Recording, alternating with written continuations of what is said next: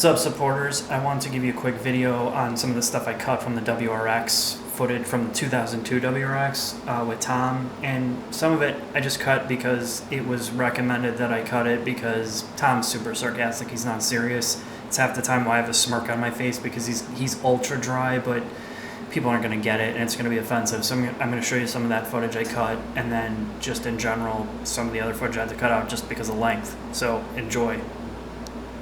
Welcome. This is a little bit different today. We're in the shop with Vape Jenkins. Mr. Vape here has brought along his Subaru Impreza WRX. There you go. What is it? What is it? It's stock, except for the engine, which is a JDM engine, and the STI suspension. Now, why would you do something like that? Well, it's a known problem with these cars that the engines blow up at 110,000 miles for no reason. So I had to kind of get an engine. Was it head gasket related or what? Rod knock, very loud rod knock. Okay.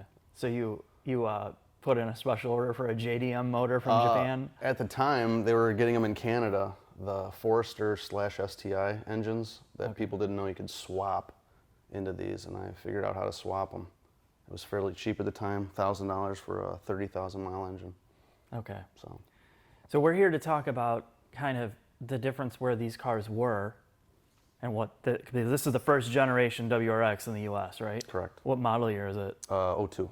Okay, so this was the first. First. Okay, so how did you get into Subaru? I mean, what was the deal? I lived in Fox Lake and I worked in Elk Grove, and that was about a 30-mile drive every day, 30-mile one way. And I was always a American truck guy, American car guy. And I said, you know what, I'm gonna go on eBay, just get some small piece of shit car that gets 30 miles a gallon. And I found a 94 Impreza. And I'm like, it already had 120,000 on it. I'm like, this thing's maybe a year got left in it. And I drove that thing to 220,000 miles. And it was never a problem. Snow was perfect. It was the best car in snow. If I had to do anything to it, it was easy. I did a timing belt once in 15 minutes. I just fell in love with the car. It's kind of hard not to fall in love with something that never gives you a problem. So I just fell in love with Subarus, bought another Subaru, bought my girlfriend a Subaru, bought my mom a Subaru Forester, and they've been just amazing cars. It sounds like you're a straight up fanboy. I am. Is that why? How'd you get into vaping?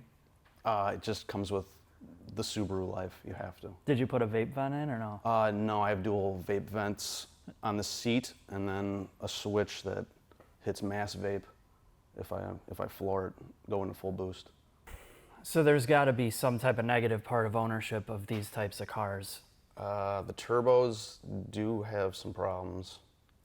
Usually people modify them, and that's where the problems begin. It's not the fact that people don't think you're a queer for owning one? I've never had a drum circle at my house. I've never put patchouli in my hair or on my body.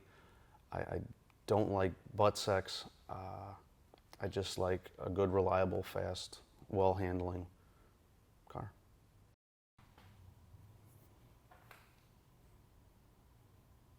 I just bought a cop car too. Oh, you did? Yeah. Which one? '07 Ford. The Crown Vic? Yeah. I got it for $1,400. It's the Antioch Police Department. Oh man. So I'm gonna paint it and try selling it. Unless you want to do something. You want to do something about a cop car? I'll do a video about anything, honestly. I mean, why not? As much as I agree with you on the simplicity of this stuff and how easy it is to get to, I mean, I'm not saying that like Honda or any companies, Right. like you're saying, Japanese cars in general, but these things, even the modern ones, are just straight up shit rust buckets after, I mean, if you really care about it, you can't drive it in the winter. No, yeah, for sure. So, I mean, I see why you're not doing it. If you drove this in the winter, how long would it really last? The fenders would rot out. And I like don't know, what, 2 years? 3 years, 3 years tops? For sure. So that's a huge negative part about these cars, and one of the reasons why people say, well, why wouldn't I own a Subaru? Because I agree with you, I like the simplicity, but I hate the fact that they just turn into disintegrate. You either have to wash them every day or undercoat the shit out of them, and still that's not a guarantee. Is there anything else you want to add about this generation or this car in general? I wish that automakers would go back to simple muscle cars. I think this is the purest form of muscle car you can find in a modern vehicle. It's just basic interior, big engine, most power, not big engine, but a powerful engine, and a lightweight car, and that's a 4-door too. All right, I'm going to reshoot this part. Sorry. That's okay. No, it's fine. It's fine to get your thoughts out.